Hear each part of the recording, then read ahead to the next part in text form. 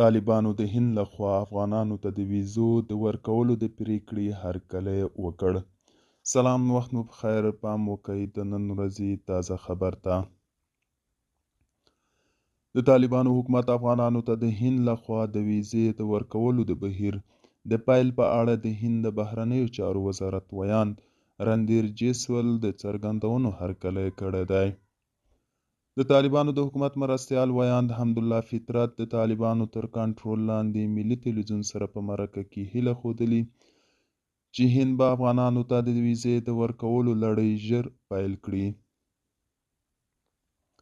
هغه ویلي افغانان د روغتیا، تحصیل او سوداګرۍ په برخو کې زیات ضرورتونه لري.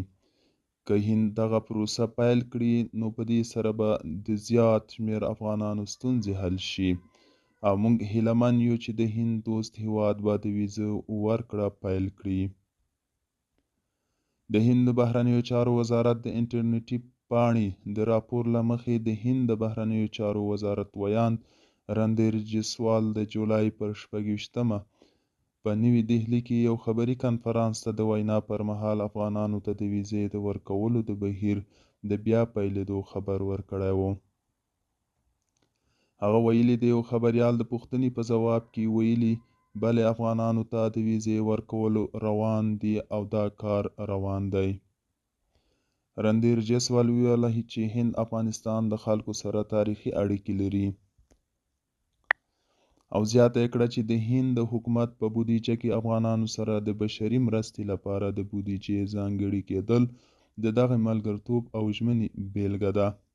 تر اوسه د هند لخوا افغانانو ته د ویزې د بیا پیلېدو په اړه ډیر معلومات نشته او دا لا هم څرګنده نه ده چې هند به افغانانو ته په کابل کې د خپل سفارت له لارې او که د ایران او پاکستان په څیر په انلاین بڼه په نوي دهلي کې د بهرنیو چارو وزارت له لارې ویزې ورکړي. هند د یو شمېر نورو هیوادونو په څیر 2020 کال د اګست په میاشت کې په افغانستان کې واک ته د طالبانو د بیا رسېدو سره هم مهاله کابل کې خپل سفارت وتړه.